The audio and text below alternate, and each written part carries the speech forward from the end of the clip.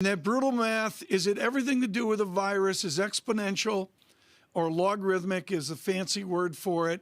And when we give out a vaccine one at a time, it is a linear or arithmetic function. Amesh, this is brutal math. A log vaccine, a log virus, an arithmetic vaccine. How do we catch up with the growth of the virus?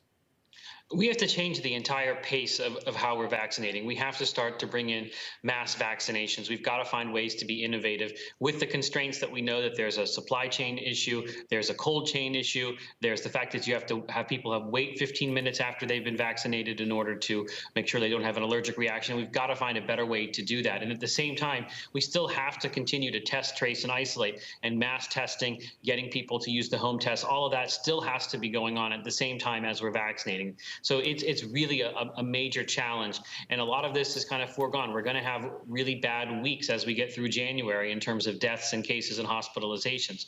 But I do think we will be able to turn the tide once we get our vulnerable populations vaccinated, because they still represent a lot of the people that are getting hospitalized. What is the constraint? A will? Time? Politics? What's the limitation here to do what Israel's doing?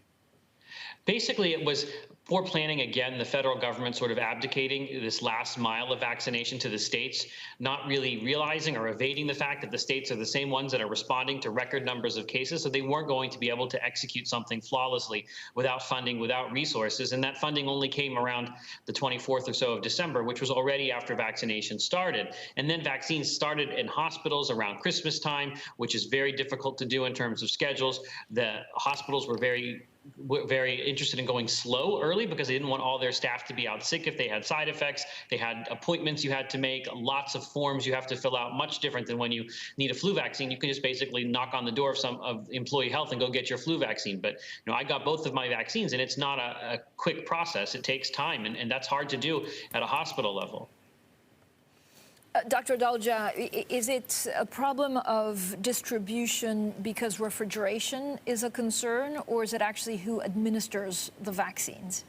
It's more who administers the vaccine, because many states have not been able to distribute all of their vaccines yet. They're sitting in freezers. They're working on getting these vaccines into people's arms. So a lot of it just has to do with the logistics of doing this. And I think that's why we need to start thinking about mass vaccination and not kind of relying on this being done on a one-by-one line where you sign up, you fill out forms, and you wait. That's just not going to work. That pace is glacial. It's picking up, but it's not going to be enough to stay ahead of this virus, especially if there are, as has been described, new variants that are much more efficient at transmitting. That gives us even more of an urgency to this process. Do we have the right doses? We do have doses. It's just about we don't have enough doses to vaccinate the entire population. But right now the question is, can you get those doses into people's arms? Do you have enough vaccinators? Do you have people that you can pull from other jobs? And that's the problem: is hospitals have lots of patients with COVID-19 within their walls, and then those same people have to then be used to vaccinate. So we're trying to make sure that we have the staffing to do this and getting volunteers. They're calling retired nurses back to volunteer. So all of that's been very difficult to do.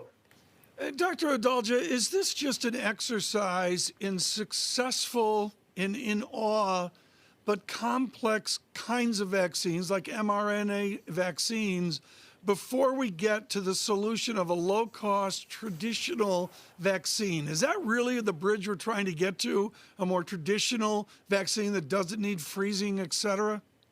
In a way, the mRNA vaccines were a smashing success. They really put a lot of points on the scoreboard, and they're going to change the way we approach emerging infectious diseases. But they are two-dose vaccines. Both of them require some element of cold storage. Pfizer more than Moderna. There is a rate of allergic reaction that's several times higher than influenza. So you've got to watch people for 15 minutes, and then these are on an emergency use authorization. So you've got to fill out forms, and it's a little bit of a process. So yes, we do want to get to the point where it's like a flu vaccine, where you just say, hey, I need my shot today, and you walk in and they give it to you, no questions asked.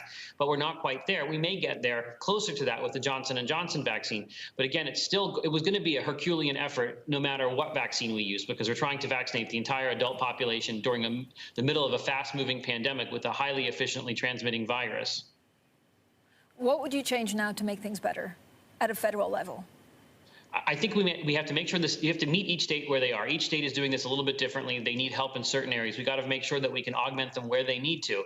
We also need to look at the way that Israel has done this with mass vaccination sites. Are there ways we can do that, where we can use convention centers, we can use stadiums, we can use high school gymnasiums to try and get people through very quickly and be innovative with that 15-minute period where you have to wait to see if you have an allergic reaction. We have to start to get the pharmacies engaged. We have to get doctors' offices engaged, especially with the Moderna vaccine, which you can give to doctors' offices. If the Johnson & Johnson vaccine is approved in January, I think that also will make it much easier. But we have to basically make this a warlike effort with the goal of getting vaccine into people's arms. And we basically have to pull out all the stops, all the bureaucracy. We have to get away from a dogmatic priority group listing where people are very nervous if they've got extra doses to put them into the arms of maybe a paramedic who's in phase 1B, so they would rather throw the vaccine in the trash can rather than get fined or something, whether they've been threatened by governors like Governor Cuomo. We've got to get away from that type of paradigm and just make this overarching goal the aim of getting vaccine into the arms of anybody that's eligible for this.